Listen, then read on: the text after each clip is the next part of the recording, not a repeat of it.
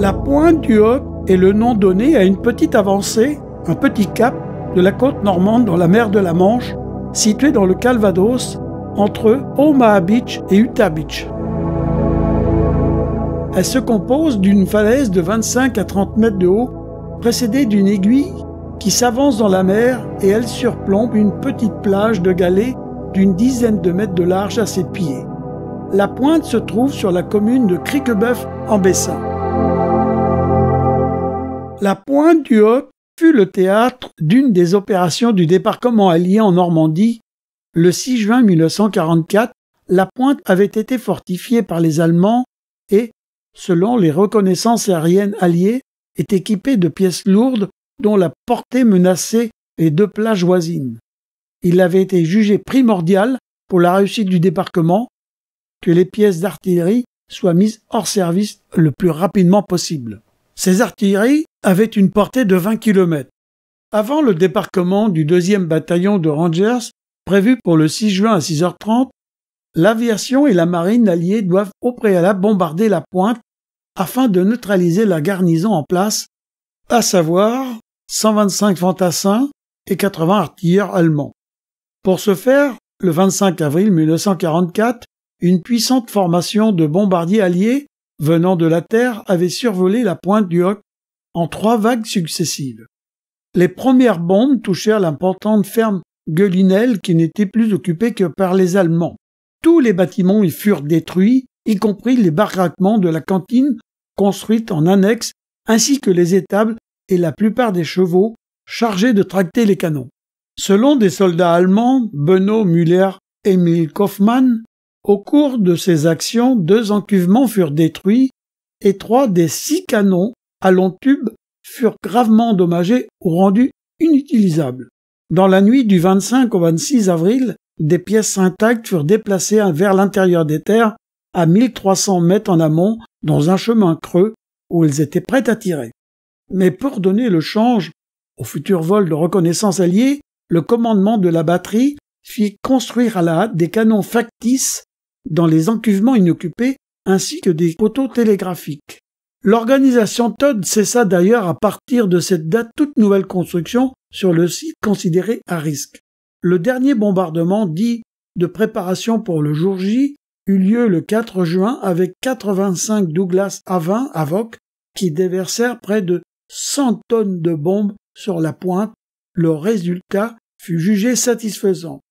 Puis ce furent les bombardiers lourds 35 Boeing B-17 qui pillonnèrent de nouveau le site au matin du 5 juin avec de nouveau 100 tonnes de bombes déversées, détruisant un canon et un bunker de munitions.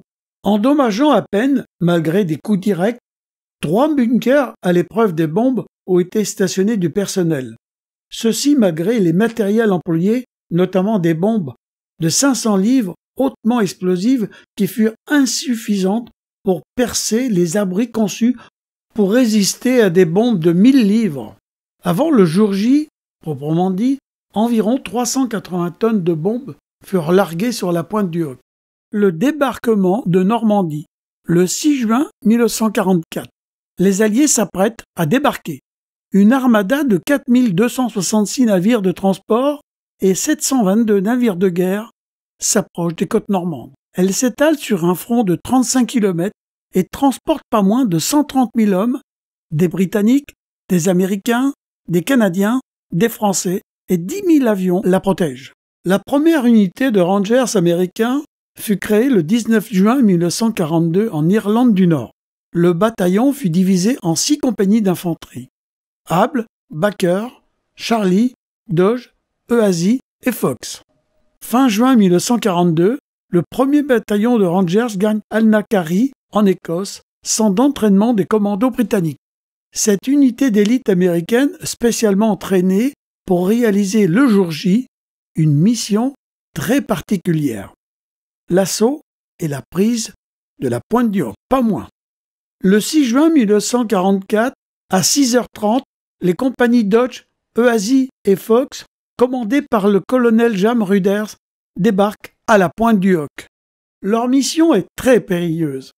Les Rangers doivent approcher la falaise à 6h30, escalader la paroi à l'aide d'échelles et de grappins, neutraliser la garnison allemande et détruire les canons. Pendant leur ascension, les Rangers sont soumis à la mitraille et aux explosifs divers.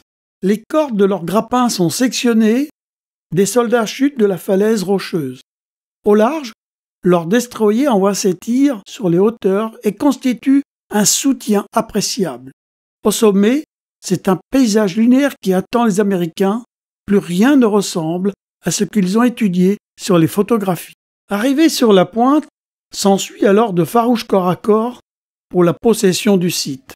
Les Rangers progressent et sont frappés de stupeur. Aucun canon en vue, les encuvements sont vides. Les canons sont découverts bien plus tard, camouflés dans un verger à 1,5 km en arrière. Vers midi, Ruder demande des renforts et fait état de ses lourdes pertes. La réponse laconique du général Hübner, commandant de la STUS Compagnie Division, lui parvient 1 heure plus tard, pas de troupes disponibles. Les survivants de la compagnie de Rangers voient, le 8 juin, vers midi, venir à eux le 116 TH Infanterie appuyé par des blindés. Le bilan est terrible.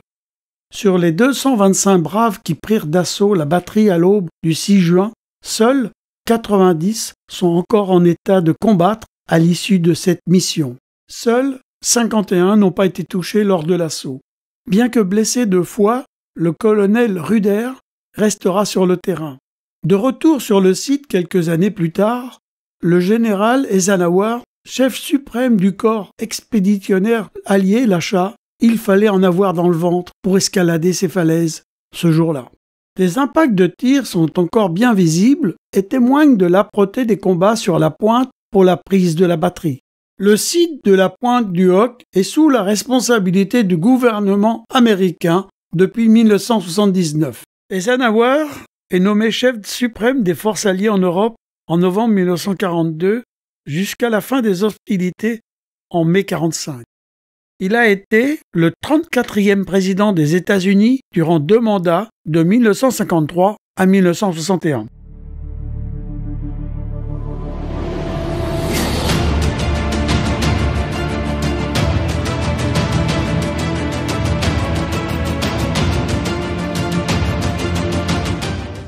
Et maintenant, embarquement à bord de ce Boeing B-17. Okay, here we go. That's why Norm's Is not it here. is it too late to get off?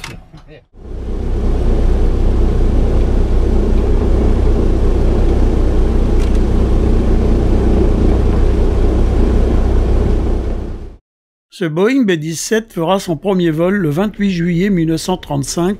Il sera mis en service en avril 1938. Il sera construit à 12 677 exemplaires, a servi sur tous les théâtres d'opération jusqu'en 1945. Date de retrait en 1968.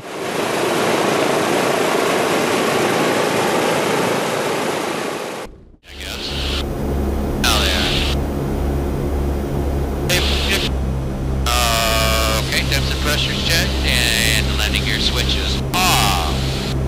Air filter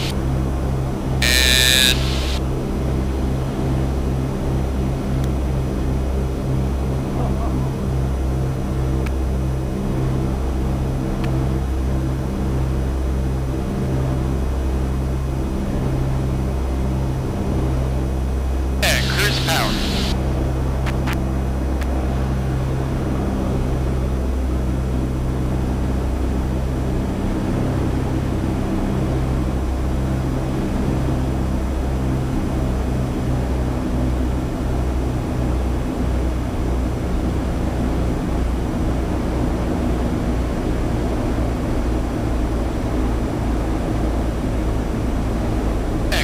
Checklist. Well, you can do that too. Really bossy on it. Cruise power we got. Depth and pressure, they still look good. Mixtures will be clean. Out flaps, we're going to close them up a little bit.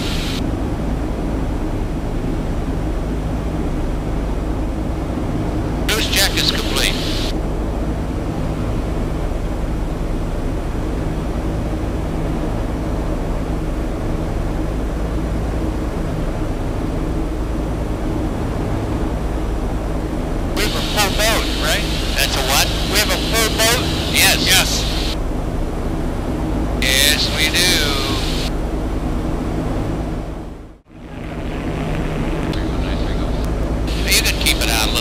you at the time.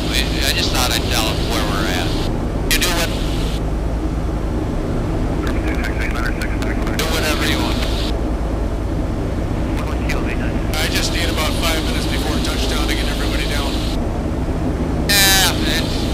Yeah.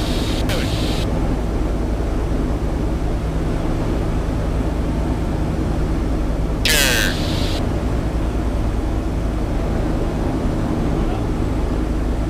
Boys and girls, time to sit down.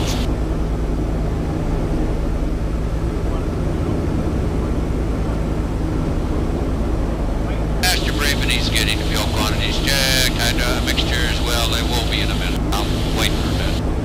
Under pressure's checked. Latest fuel transfer valves and switches.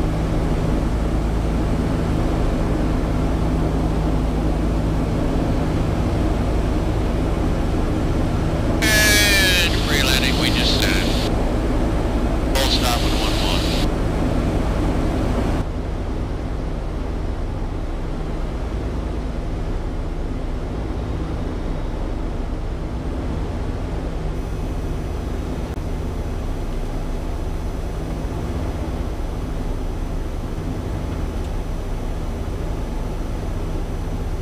Would have had them all set down a long time ago.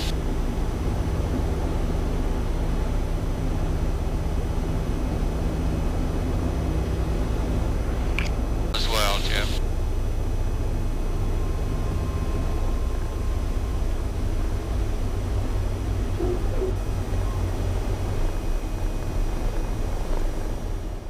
Light pressure is checked. And line 14, line 3, go for park. 3 wings. Roger, 9-3, go. Make the 180 on the runway, and then turn left on Alpha to parking. 180 on the runway and left on Alpha to parking. 9-3, go. Unlock tail wheel.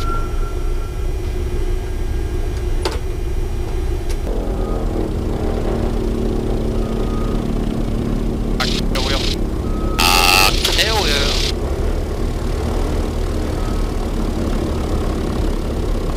Tail wheel is lights out.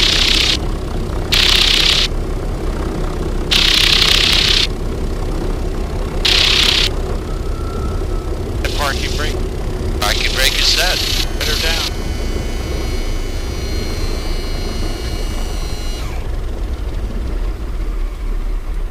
I am surprised they put it this far in front of the door.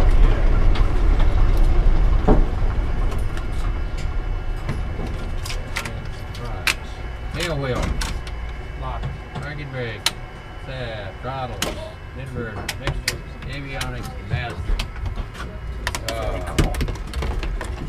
Ignition and master. So Flight cool.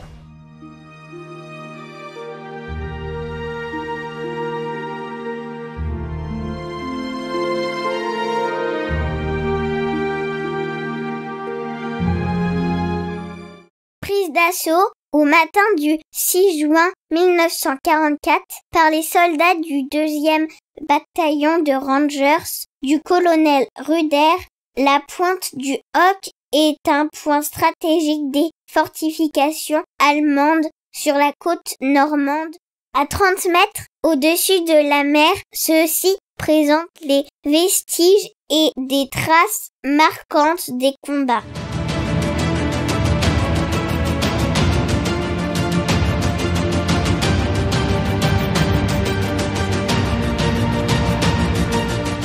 Prise de vue, montage, mixage, narration, Pierrot, avec une narration d'Oliana pour l'hommage aux vétérans.